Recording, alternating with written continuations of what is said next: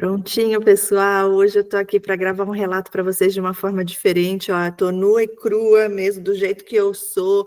Nenhum batom eu passei. Não reparem. Eu tenho esse relato e como eu não estou em casa e eu não quero esperar para gravar, amanhã, eu recebi esse relato agora há pouco, eu já vou gravar e deixar aqui para vocês registrado no canal esse relato. Eu só bati o olho assim por cima e eu achei interessante, então eu decidi vir aqui gravar, tá bom? Vamos dar início então, vou estar lendo aqui, a tela já está aberta aqui do lado. Vamos lá. Vai dizer assim, ela começa dizendo assim que é o nome dela, fictício que ela escolheu, é Bia. E ela diz, oi Cris, sou a Bia. Entre parênteses ela coloca, nome fictício. Encontrei você no momento em que buscava entender com quem convivo, e Deus me guiou até os seus relatos, glória a Deus.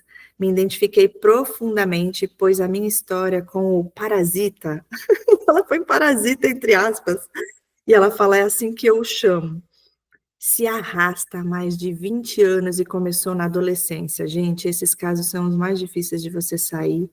20 anos junto com o ser e ela ainda está com ele, né? Já deu para entender que ela diz que já se arrasta esse tempo todo. Ninguém merece. E ela continua. É bem longo e precisei de dias para resumir o máximo. Acredito que você vai se surpreender e no final tem o pior momento da minha vida. Ai, ai, ai. Minha mãe tinha acabado de conquistar a casa própria com o meu pai e nos mudamos ainda com tudo por terminar.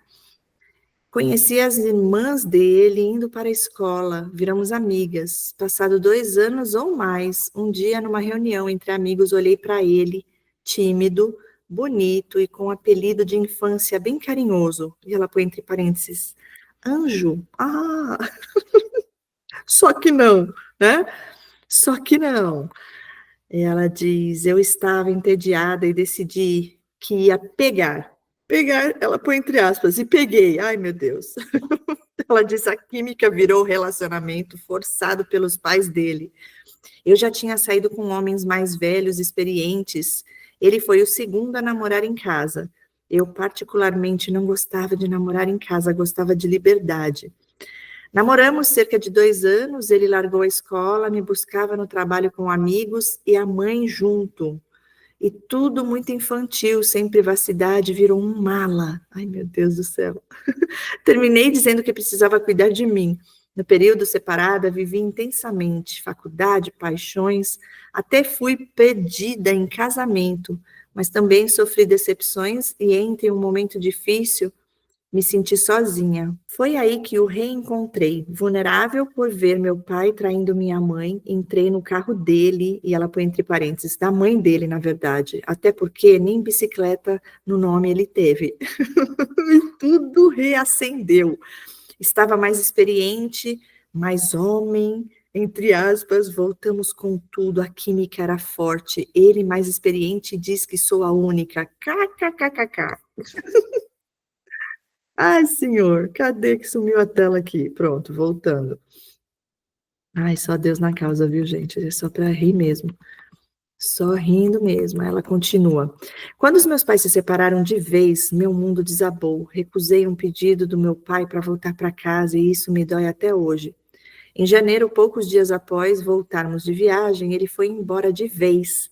Fiquei só lidando com a agressividade do meu irmão e os surtos da minha mãe.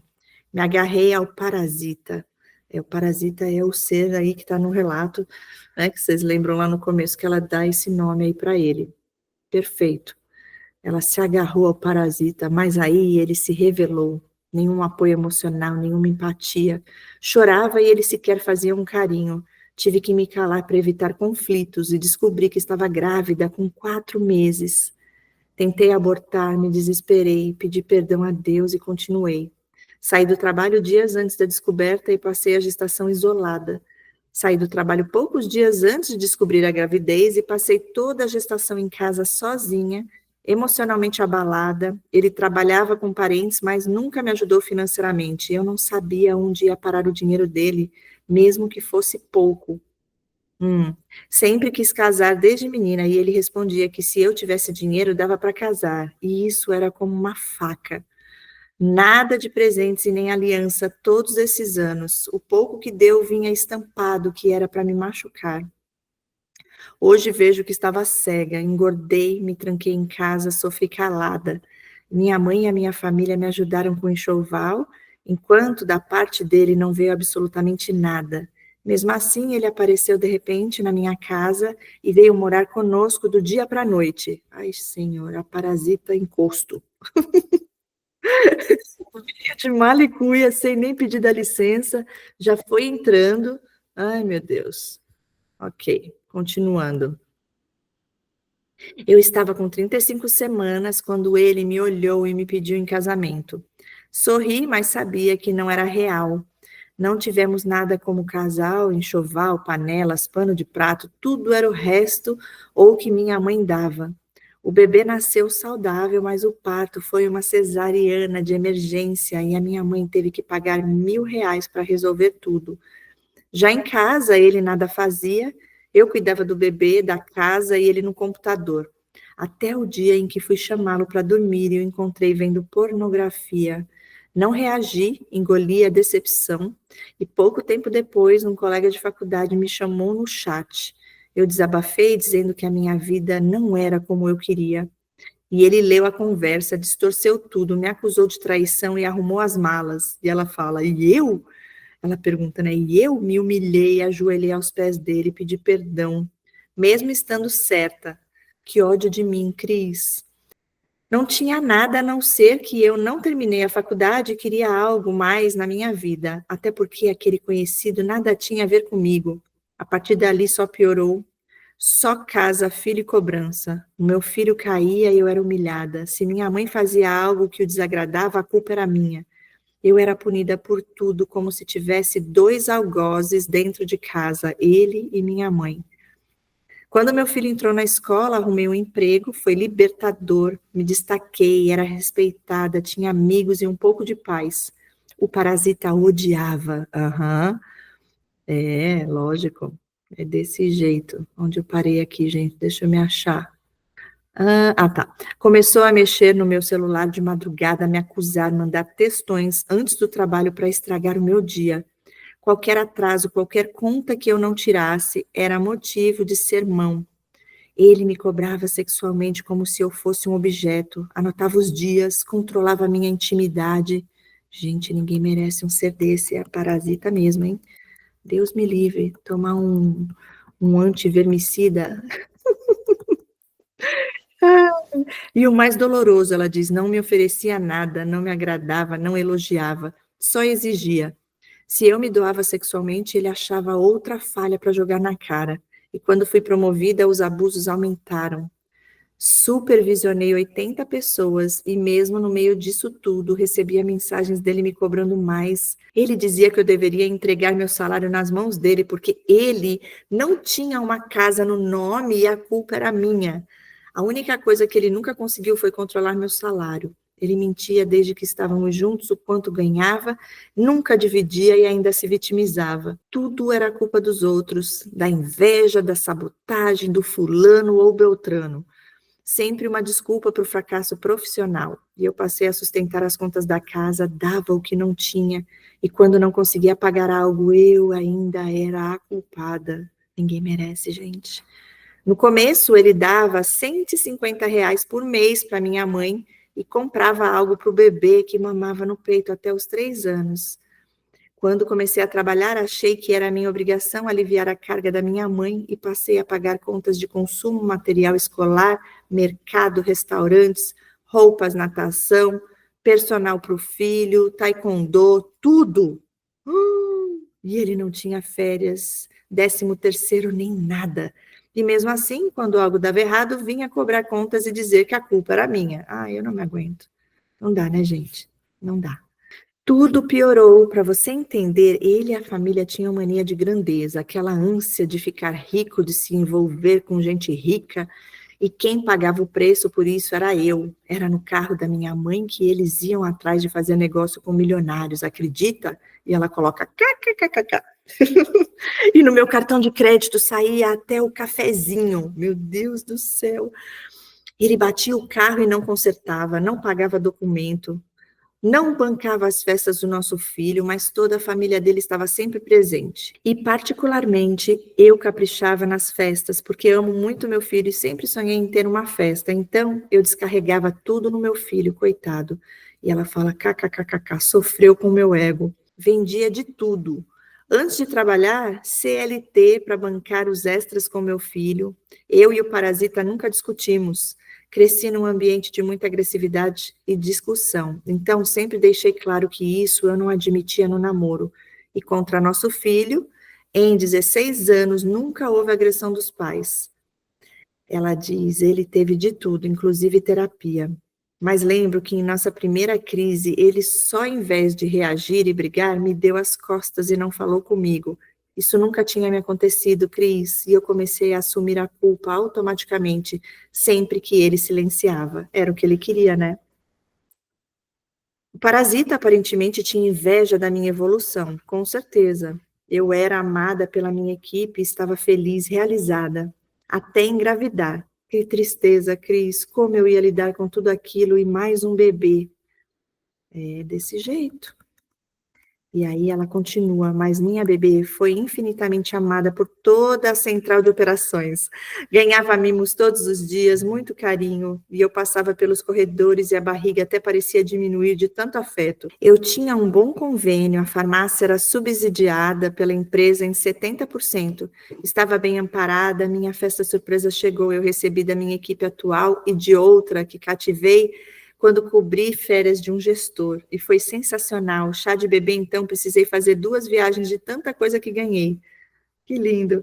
E eu nunca fiz mal a ninguém, e se fiz, não foi minha intenção. Nem palavrão eu falava. Não era santa, mas nunca prejudiquei ninguém além de mim mesma.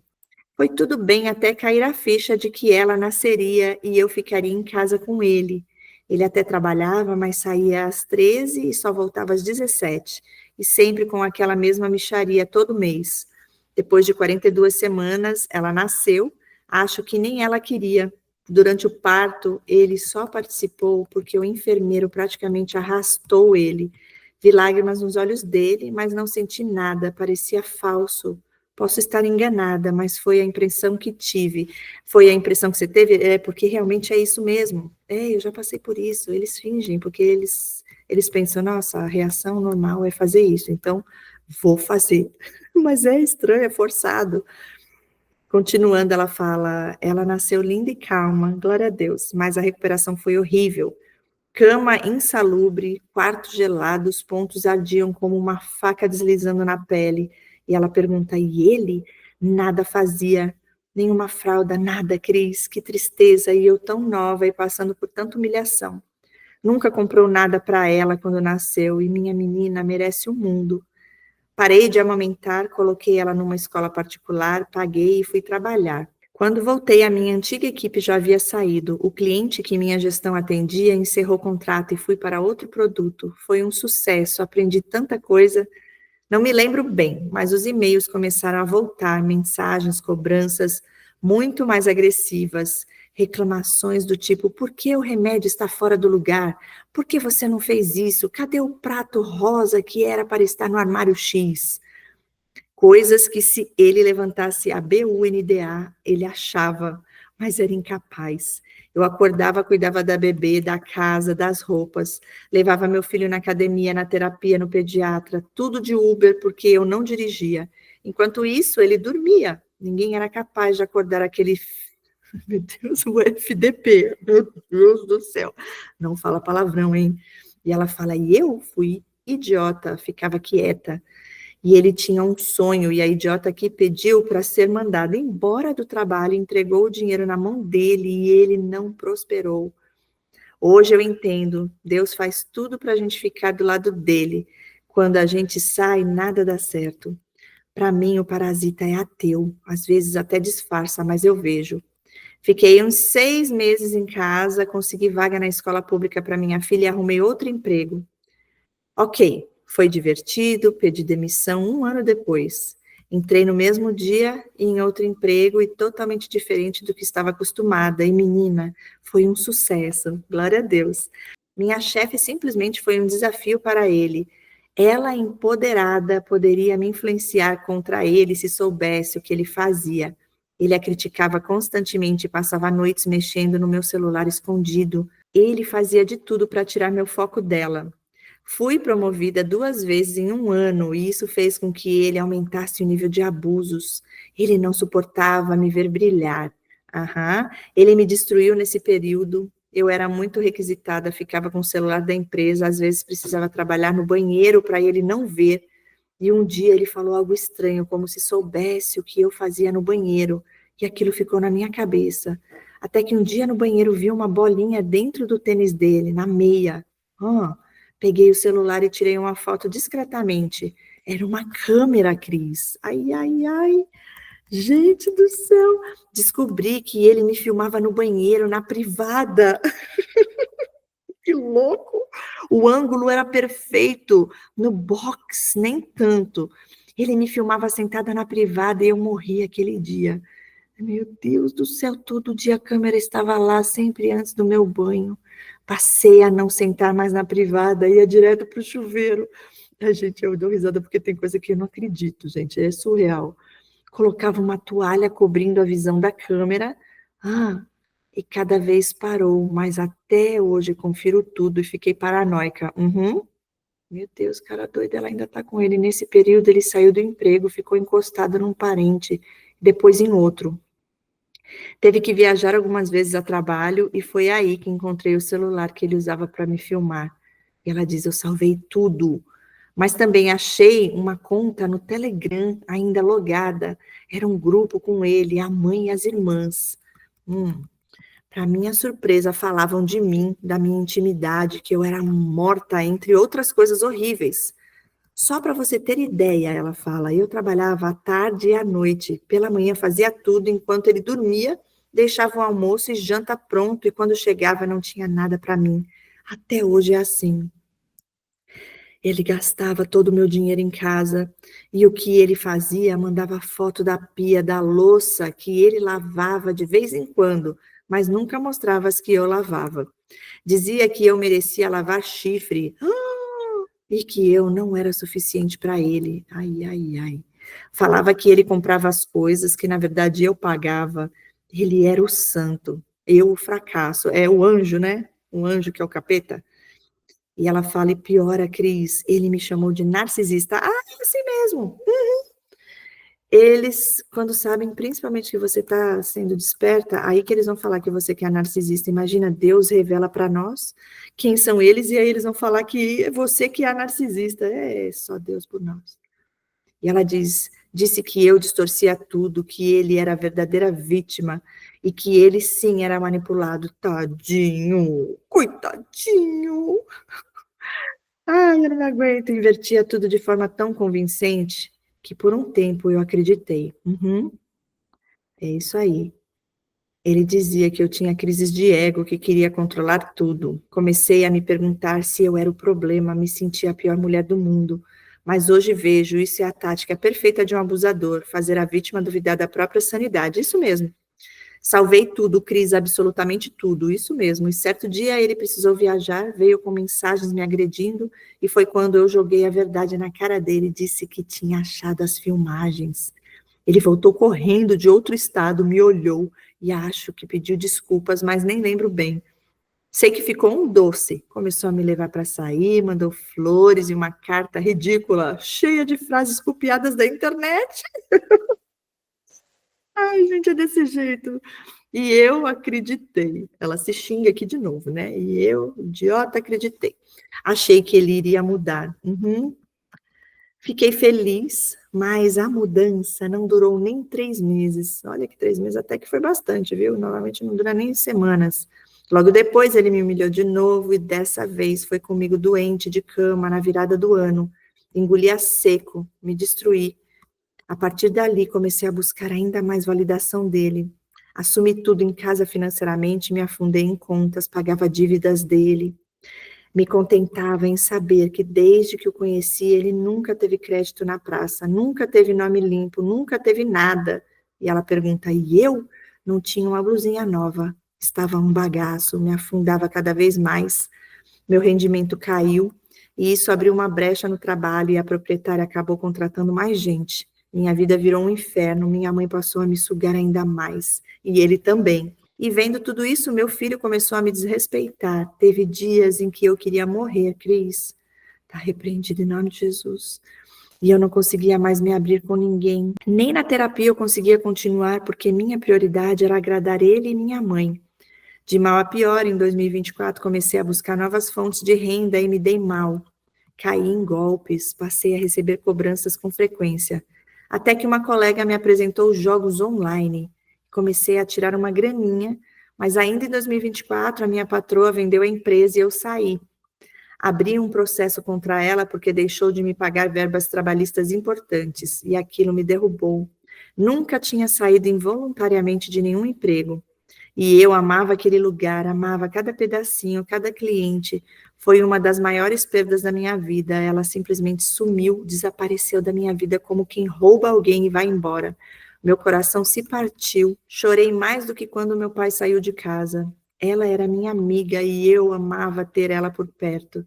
Demorei meses para aprender a lidar com aquela dor. E ele, o parasita, se aproveitou de cada ferida, usou cada dor contra mim. Até hoje não consigo sair da casa, Cris. Aham, de casa. E eu preciso trabalhar, mas não me sinto capaz, tenho medo de tudo. Ele não conseguiu sustentar a casa, acessou indevidamente o meu processo com dados pessoais, com os meus dados pessoais, descobriu quanto eu ganhava, descobriu que eu tinha jogado online e me destruiu. Manipulou nosso filho dizendo que eu menti, que o dinheiro estava sumindo por minha culpa. Meu filho hoje não olha na minha cara por causa da alienação que ele plantou. Meu Deus do céu. Ele não quis me ouvir, me humilhou friamente. E um dia caíram no meu colo conversas entre ele e meu filho. Ele se fazia de vítima, dizia que pagava tudo em casa, que se matava de trabalhar, tudo isso para justificar o que eu fiz. Salvei tudo, Cris, toda alienação parental, e eu sei que isso é uma arma contra ele, assim como as filmagens. Sim, mas eu não sou mulher para isso. Ele começou a exigir meus extratos bancários e eu não dei. Sabia que ele usaria isso contra mim e iria manipular ainda mais a situação. Ameaçou de ir à polícia, disse que me deixaria se eu não entregasse. Mas quando propus uma troca, meus extratos pelos vídeos que ele tinha feito de mim no banheiro, ele mudou de ideia na hora. Aham. Sumiu com o assunto, a bola de neve explodiu, e mesmo eu explicando que se joguei foi com o meu dinheiro, ele fez questão de me enterrar mais fundo. Contou tudo à minha mãe e meus irmãos. Me senti um monstro por magoar ele, e graças a Deus estão ao meu lado. Uhum. Disse que eu era uma irresponsável, falou dos jogos como se fosse um crime, e eu pedi perdão como se tivesse matado alguém. Me puni demais, confesso que errei, mas não foi tanto assim, Cris. Eu estava mal, desesperada, buscando alternativas. Só que ele se aproveitou de cada brecha, de cada fragilidade e me destruiu. E eu comecei terapia, busquei conhecimento, fiz autoanálise, tudo isso me levou a dizer: vai embora. Mas ele não foi. Pelo contrário, despertou nele a vontade de me agredir.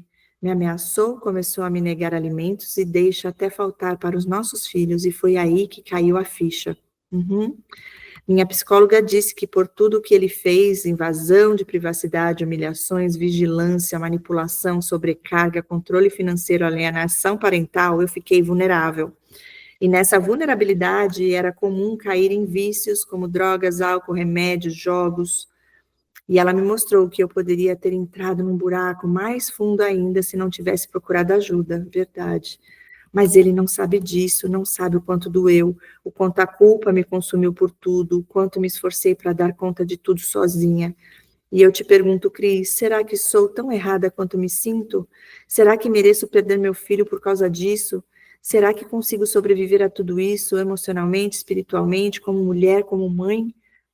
Porque hoje eu sei que estive num relacionamento abusivo, hoje eu sei o que ele fez, hoje eu entendo o ciclo, as manipulações, o controle, mas saber que não faz a dor desaparecer e o medo de perder meu filho me paralisa. Preciso de ajuda, preciso de força, preciso sair disso. Sim, você precisa e você vai conseguir. Meu Deus do céu, gente, o que é isso? Olha, muito forte teu relato. Vem fazer a imersão, gente. A imersão que a gente vai ter agora vai trabalhar tudo isso, vai fortalecer. Poxa vida, vocês precisam se permitir e vir, porque tudo isso vai ser trabalhado ali naquele dia. E depois Deus vai continuar a obra. É um processo. Eu quero falar sobre algo que ela escreveu aqui, que eu achei interessante falar sobre isso. Eu já passei por isso também. Ele não te destruiu, porque ele não tem esse poder, então não dê poder, ok? A ele só consegue destruir se você der esse poder a ele não tem esse poder, porque a sua vida é de Deus. Você fazendo terapia, sim, a sua ficha caiu em relação a tudo isso, olha, ele já não trazendo alimentos nem para os filhos, gente, o que é isso? E aí despertou a vontade de te agredir, quem ele pensa que ele é? Você manda ele embora, ele não vai mesmo, não vai mesmo. É lógico que não. É só Deus, tem que entrar com jejum e oração aí, com esse demônio das trevas, está repreendido em nome de Jesus. E você falou aqui que você estava buscando alternativas, e você não está mais com ele, e você está com ele, né? Mas ao mesmo tempo aqui no final parece que você falou que não. Ele não sabe o quanto doeu, o quanto me esforcei para dar conta de tudo sozinha. E eu pergunto para você, Cris, será que sou tão errada quanto me sinto? Lógico que não. Lógico que não. Isso daí é toda a manipulação feita na sua mente, e não se sinta culpada. A gente assume responsabilidade e culpa daquilo que a gente erra, mas aquilo que é erro do outro, você não carrega, não. O acusador, ele faz isso, né? Mas Deus nos liberta. Se você já se arrependeu das suas falhas, você está liberta. E agora, se é falha dele, você deixa que é com ele. Não traz para você, não. Não receba, não aceite na sua vida. Será que consigo sobreviver a tudo isso? Sim, espiritualmente, emocionalmente, como mulher, como mãe? Claro que sim. Deus é mais, antes dele ser filho desse traste aí, o seu filho, ele é filho de Deus, o Criador. Então, só vai acontecer o que Deus permitir. E aí, você falou outra coisa aqui que eu quero falar também. Você não conseguia se abrir com ninguém, até da terapia você não conseguia mais fazer. Ele te sugando, um parasita mesmo, literalmente. Mas sabe, gente, existe um vínculo traumático, né? Porque nesse caso, assim como o seu, que já começou lá na adolescência, é muito, muito mais difícil, mas eu vou falar para você, tudo é possível com o nosso Deus. E ele te revelou, né, para te libertar, com certeza. Então, assim, não permita que esse ser continue, né, fazendo contigo todas essas punições, você se punindo. Deus me livre. Lembrei que eu ia falar. É assim, narcisista, eles podem fazer o que for. Aí eles fazem, é normal, né? Tá tudo certo. Agora, quando você faz algo de errado, é como se você estivesse cometendo um crime mesmo. Por isso que eu falo que a gente tem que estar firme em Deus, saber quem você é, sua identidade espiritual, para você não deixar, não permitir que esse tipo de fala, de engano, né, que vem desses seres, mexa com você. É isso, gente. A imersão está chegando. Se der essa oportunidade, que eu tenho certeza que vocês não vão se arrepender. E você do relato, vem, que eu creio que é através dessa imersão que Deus vai te dar a força que você precisa para você sair desse lugar. Eu tive uma paciente, né, que ela estava casada ainda com um narcisista. Vou dar esse testemunho breve aqui para vocês verem quão grande é o nosso Deus. E nesse atendimento tocou meu coração, né, e Deus falou para mim, ela vai vir fazer o curso. Ela vai vir fazer o curso. E ela veio, gente. E durante o curso, que Deus falou para mim, é no curso que ela vai ser fortalecida. E ali no curso foi isso que aconteceu, gente. Foi tão lindo. Ela conseguiu se libertar. Ela saiu desse relacionamento. Parecia algo impossível. Eu mesma fiquei de boca aberta, porque eu sei o quão é difícil sair de um relacionamento assim, quando é nesse nível. E Deus tirou ela de lá, e eu fiquei tão feliz, né, de poder fazer parte disso. Então, vem, se você puder fazer o curso também, melhor ainda, porque ali, olha, são 6 meses, é mais profundo, tá? Mas, assim, a imersão também, é tudo um passo de cada vez, e tudo que Deus fala, vai e faz, você se posiciona e age em direção a isso, porque nada é em vão. Deus está curando, está libertando, porque você em breve será mais uma aqui no exército de Deus, ajudando outras vidas, eu creio. Eu falo que essas imersões, o curso, gente, não é só algo para você ter mais conhecimento, para você ir lá e receber, não. Deus está capacitando, Deus está nos levantando para ser mais uma nessa terra aqui, revestida da armadura de Deus, para levar a cura e libertação a outras vidas que estão passando por aquilo que nós já superamos, e estamos superando. Então, fica firme no Senhor. Fico muito feliz de ter lido aqui o relato para vocês, e mandem seus relatos, que eu estou precisando demais, viu, gente? Já está quase terminando os que eu tenho aqui. E continuamos firmes e fortes nessa força, nessa fé, porque Deus é mais, e Ele nos ama, e Ele que escolhe o que vai acontecer, porque a nossa vida é dele, tá bom? Obrigada, beijos no coração. Deus abençoe e até o próximo relato. Tchau, tchau.